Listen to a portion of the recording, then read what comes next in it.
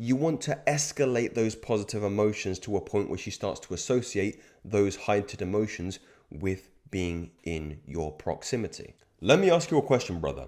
Has your lack of financial power ever prevented you from even approaching a woman?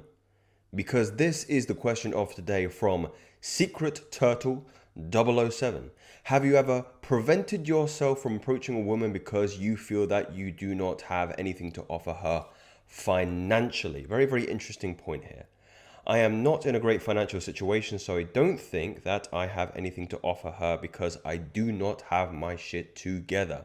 Very, very interesting. Now, before we get into this, I want to invite you to consider how you're phrasing that question, because I believe there's a lot of room for opportunity here. It's important for me to convey and portray to you that offering a woman financial value is only one way that you as a man can demonstrate your value to a potential girlfriend and wife. Nevertheless, I will concede that having the financial means to be able to support a woman is going to be very, very potent. However, here entails the real root of your anxiety as a man.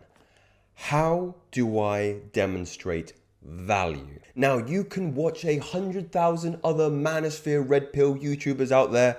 Not that I particularly like the affiliation with that, about saying that you should never, ever, ever try and date somebody if you yourself are not financially stable. And I would not disagree with that if I wanted to pursue a relationship predicated on traditional values. I would not disagree. Naturally, if you wanted to play that masculine provider role, it is considerably more difficult if you do not have the resources in order to do that. In fact, the words resources and provider are often found in the same sentences together. My advice to you in this case is very straightforward, brother. Use the time, energy, and lust that you have cultivated pouring into pursuing women. Take it, transmute it into the other areas that you can become that provider man that you wish to be. Anything less than this will be a misalignment with your values and would have you living a life secondary to your vision. Let me explain. Even if you did get to a point where you have a beautiful woman in your life, soon your world will turn gray and you will recognize that the relationship dynamics are not the ones that you foresaw or envisioned. Meaning, you'll have your 9 to 5, she will have hers. This idea of a cute, feminine housewife will very, very quickly turn into a cranky, miserable HR worker with cankles. Point being, before you enter a relationship, get clear on what both of your roles are going to be inside that dynamic, lest you confuse one another. Remember, you as a man are always going to be seen as a leader of the relationship. Even if she would have you believe that you are, that both of you are going to shoulder responsibility of this relationship,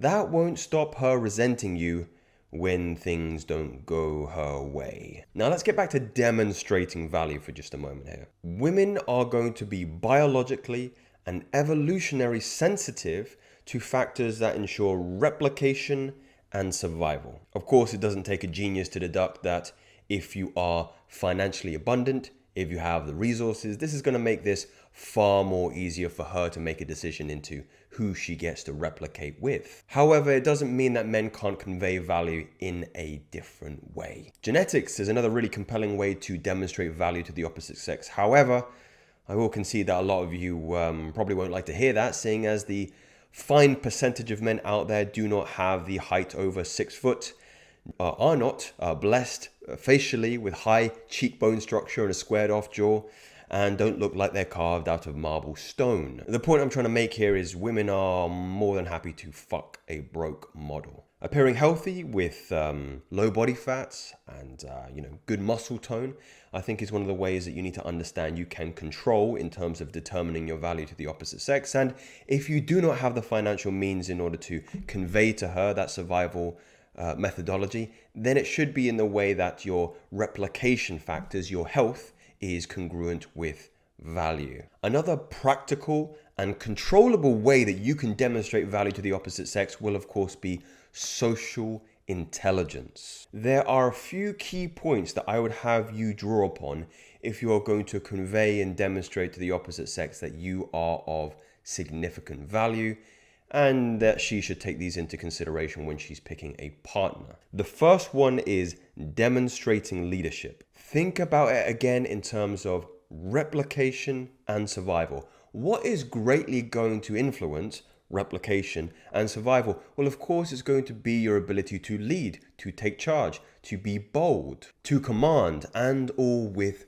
confidence. You can demonstrate this socially by leading the conversation, instigating the conversation, asking questions, introducing yourself to new people, having that social charisma. The next part of this, which I believe comes at a consequence of the first part here of being a natural leader, is social proof. When you start to be more courageous, more bold, people will take notice, not just the women, but the men as well. The men will seek you out. They want to speak to you. They want to get your insights on their problems.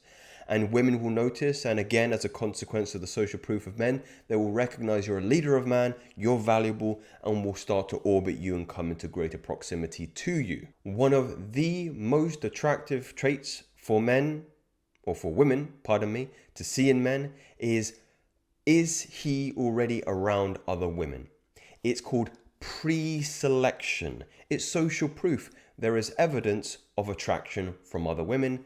Therefore, I should follow the behaviorals of also being attracted to this man. The third and most interesting one is positive emotion. Women are intuitive creatures. This you know better than me, maybe. However, I want you to take advantage of this in a way that the cool, calm, collected stoic will not do. You see, many men believe that to be the cool, calm, collected stoic is a way to win over women, where in fact, it's not giving her any positive emotion. Positive emotion is the thing that you want to be sparking up in her the most. Escalate her using stories, using game, using touch, using tone of voice.